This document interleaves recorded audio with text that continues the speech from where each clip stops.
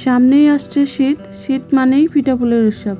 অন্যান্য পিঠার পাশাপাশি খেজুরের গুড় দিয়ে মালপোয়া পিঠাটাও খুবই জনপ্রিয় একটা পিঠা।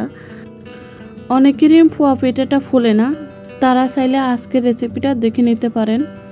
হ্যালো এভরিওয়ান, আসসালামু আলাইকুম। সবাই কেমন আছেন? আশা করছি যে যেখান থেকে দেখছেন সবাই ভালো আছেন, সুস্থ আছেন। আলহামদুলিল্লাহ, আমিও ভালো আছি। ফুলকো ফুলকো মালপোয়া পিঠার রেসিপি নিয়ে হাজির হয়ে গেলাম আমি Rosie's cooking kitchen and blog থেকে। তো আজকে আপনাদেরকে দেখাবো ফুলকো ফুলকো মালপোয়া পিঠার রেসিপি।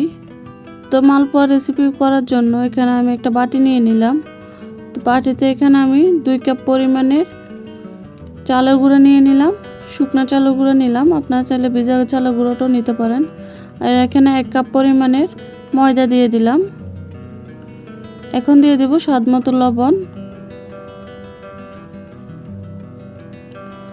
তো এখন খেজুরের গুড় দিয়ে দেব। তো খেজুরের গুড় এখানে 1 কাপ পরিমাণে খেজুরের গুড় নিয়েছি। তো খেজুরের গুড়টাকে আগে থেকে জাল করে আমি রেখে দিয়েছি, ঠান্ডা করে নিয়েছি। এখন আমি দিয়ে দিলাম। এখন ভালো করে সবগুলো একসাথে মিশিয়ে নেব। গুড়ের সাথে খেজুরের গুড়টাকে ভালো করে মিশিয়ে নেব।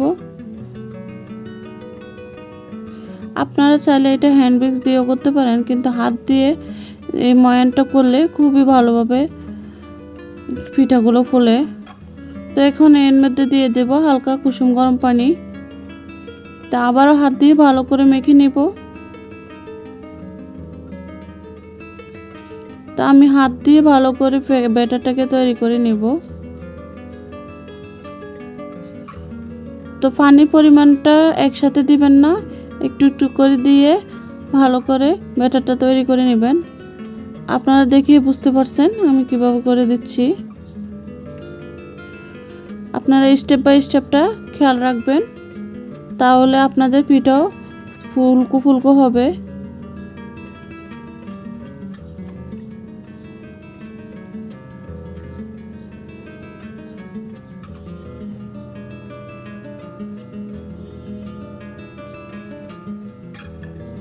আবারও পানি দিয়ে দিলাম, আবারও ভালো করে ব্যাটারটাকে হাত দিয়ে মেখে নিচ্ছি।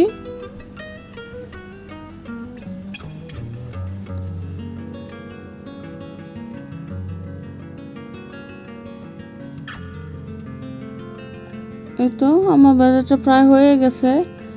এখন আমি এটাকে ঢাকনা দিয়ে ঢেকে দিব। আর আপনাদেরকে দেখিয়ে দিচ্ছি কতটা ঘন হতে হবে। তো এটাকে আমি 10 মিনিটের মধ্যে রেস্টে রেখে দেব। এটা একটা ঢাকনা দিয়ে ঢেকে রেখে দিলাম। তো 10 মিনিট পর চলে আসলাম। এখন একটা চামচ দিয়ে ভালো করে নেড়ে নিচ্ছি। এই তো ভালো করে নেড়ে আপনাদেরকে দেখিয়ে দিচ্ছি ব্যাটারটা কতটা ঘন হতে হবে।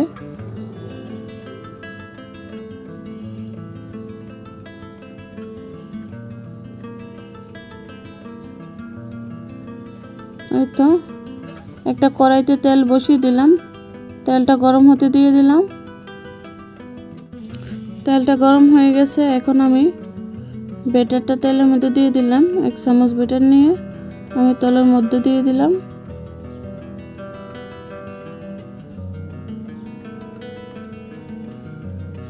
তো এই তো দেখতে পাচ্ছেন আমার পিঠাটা খুবই সুন্দরভাবে ফুলে উঠেছে।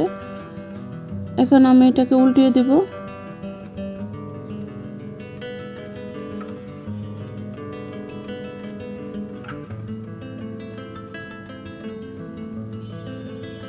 তো আপনারা যদি ব্যাটারটা তৈরি করার সময় স্টেপ বাই স্টেপ খেয়াল রাখেন, তাহলে আপনাদের পিঠাগুলো ওইভাবে ফুলে উঠবে।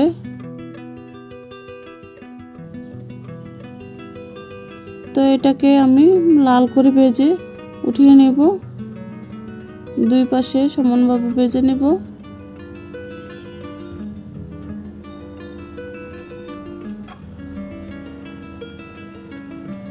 এই তো আমার পিঠাটা লাল করে ভাজা হয়ে গেছে, এখন উঠিয়ে নিচ্ছি।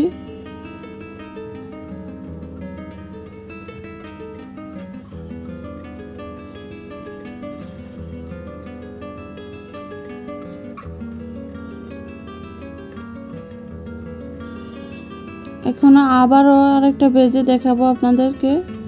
আবারও আমি আরেকটা পিঠা তৈরি করার জন্য তেলের মধ্যে ব্যাটার দিয়ে দিলাম। দেখতে পাচ্ছেন পিঠাটা আবারও ফুলে উঠেছে। এখন আবারও উল্টিয়ে দিব।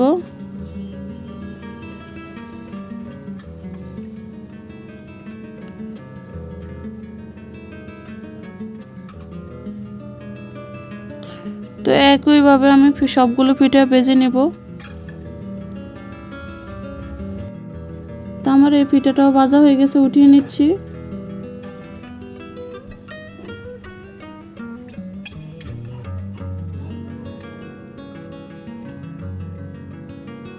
এই তো আমার সবগুলো পিঠা ভাজা হয়ে গেছে। এখন আমি পরিবেশন করে দেখালাম আপনাদেরকে। খেজুরের গুড় দিয়ে মালপোয়া পিঠার রেসিপিটা কেমন লেগেছে অবশ্যই কমেন্টস করে জানাবেন। আর যদি ভালো লেগে থাকে লাইক, কমেন্ট, শেয়ার, সাবস্ক্রাইব করতে ভুলবেন না।